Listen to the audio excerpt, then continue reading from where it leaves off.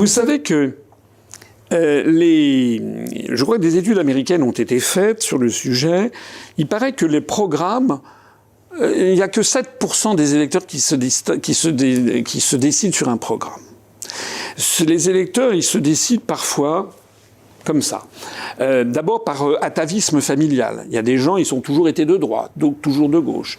Il y a beaucoup d'irréflexion aussi. Il y a aussi et surtout, et malheureusement, le passage dans les grands médias. Et ça, c'est terrible. Ça a été tout à fait théorisé, prouvé.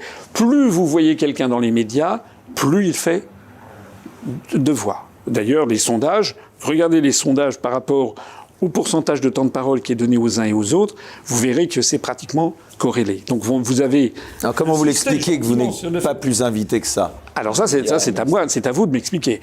Mais moi, par exemple, je vais vous expliquer que j'ai eu 0,93% des suffrages en 2017, j'ai eu 0,8% du temps de parole. M. Macron a eu 24% du temps de parole, il avait fait 23%. D'une certaine façon, j'ai mieux rentabilisé mon maigre temps de parole. Et encore ne s'agit-il que du temps de parole, parce qu'il y a aussi le temps d'antenne. Il y a aussi les gens qui parlent ou qui ne parlent pas.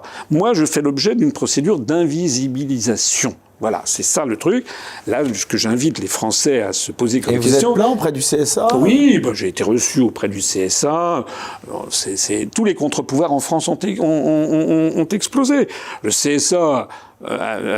du coup, on a fait un référé liberté auprès du Conseil d'État. Le CSA a eu le front de trouver que c'était à peu près normal qu'au cours des 4 derniers mois de 2021, j'ai eu 0,0022% du temps de parole, alors que j'avais fait 1,2% de temps aux élections européennes, quand d'autres candidats, comme Monsieur Macron, Monsieur Zemmour, etc., eux ont eu des temps de parole qui se chiffrent en 20%, 13%.